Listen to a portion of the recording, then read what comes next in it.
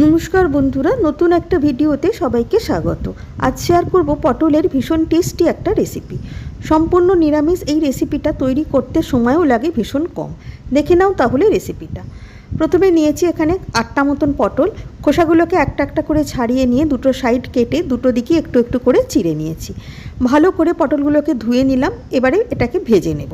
তার জন্য কিছুটা সর্ষের তেলকে ভালো করে গরম করে পটলগুলোকে দিয়ে দিলাম। গ্যাসের ফ্লেমকে মিডিয়াম টু হাইতে রেখে উল্টে পাল্টে গাটা একটু লালচে রং ধরা পর্যন্ত ভেজে নেব। গাটা হালকা লালচে রং ধরে গেলে তেলটাকে ছেঁকে একটা প্লেটে তুলে নিলাম।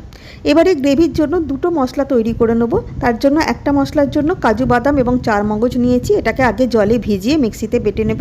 আর আরেকটা মশলা হচ্ছে টমেটো, আদা আর কাঁচা লঙ্কার একটা পেস্ট বানিয়ে নেব। পরিমাণটা তোমরা তরকারি পরিমাণের ওপর নেবে। এখানে একটা প্লেটে আমি গুঁড়ো মশলাগুলো নিয়েছি, তার মধ্যে লঙ্কা, ধনে, জিরে, হলুদ আর কাশ্মীরি রেড চিলি পাউডার। গুঁড়ো মশলাগুলোতে একটু জল মিশিয়ে একটা মশলার পেস্ট তৈরি করে নিলাম। এবার তরকারিটা শুরু করছি। তার জন্য পটল ভাজার তেলেতে দিলাম ছোটো এলাচ, দারচিনি, লবঙ্গ। একটু ভেজে নিয়ে দিয়ে দিলাম গুঁড়ো মশলার পেস্টটা এবং বাটিটা ধুয়ে সামান্য একটু জল। তেলের মধ্যে গুঁড়ো মশলাগুলো দিলে তরকারির কালারটা খুব সুন্দর হয়। সামান্য একটু সময় ভেজে নিয়ে প্রথমে দিয়ে দিলাম টমেটো, আদা আর কাঁচা লঙ্কার পেস্টটা। গ্যাসের ফ্লেম লো টু মিডিয়ামে রেখে এবারে কিছুটা সময় কষে নেব, যাতে টমেটোর কাঁচা গন্ধটা কেটে যায়। কষতে কষতে দিয়ে দেব সামান্য একটু চিনি। যেহেতু নিরামিষ তরকারি, চিনি দিলে টেস্টটা ভালো হয়। আর মশলা কষার সময় চিনিটা দিলেও তরকারির কালারটা খুব সুন্দর আসে।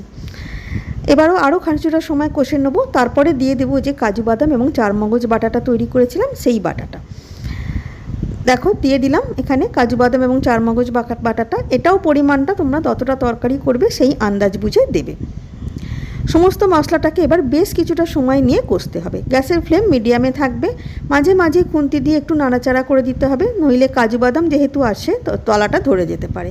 দেখো আস্তে আস্তে তেল ছাড়ছে, কিন্তু আরও তেলটা ভালো রকম ছাড়বে এবং মশলার পরিমাণটাও দেখবে অনেকটা কমে গেছে। মাঝে মাঝেই খুন্তি দিয়ে একটু নাড়াচাড়া করে দিতে হবে।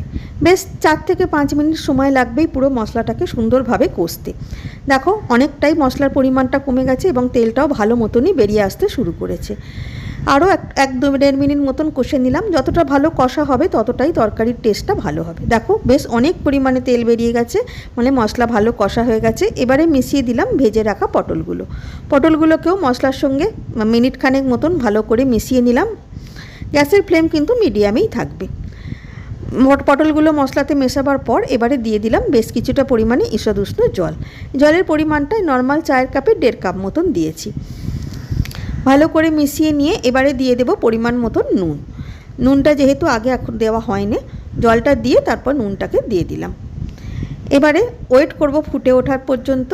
সুন্দরভাবে ফুটে উঠতে এবার ঢাকা দিয়ে লো ফ্লেমে 4 থেকে 5 মিনিট রান্না করে নেব। এতে পটলটাও ভালো সেদ্ধ হয়ে যাবে এবং গ্রেভিটাও সুন্দরভাবে তৈরি হয়ে যাবে। মিনিট 4-5 রান্না করার পর এবারে ঢাকা খুলে দেখে নেব। দেখো গ্রেভিটাও সুন্দরভাবে তৈরি হয়ে গেছে এবং একটা পটলকে খুন্তি দিয়ে চেপে দেখে নিলাম পটলটাও সুন্দর সেদ্ধ হয়ে গেছে। এবার গ্যাস বন্ধ করে দিলাম। তৈরি হয়ে গেল আমাদের নিরামিষ পটলের তরকারি। ভীষণ টেস্টি হয় এই তরকারিটা। রুটি, লুচি, পরোটা, পোলাও সবার সাথেই ভালো লাগে। আশা করি তোমাদেরও রেসিপিটা ভালো লাগলো। ধন্যবাদ।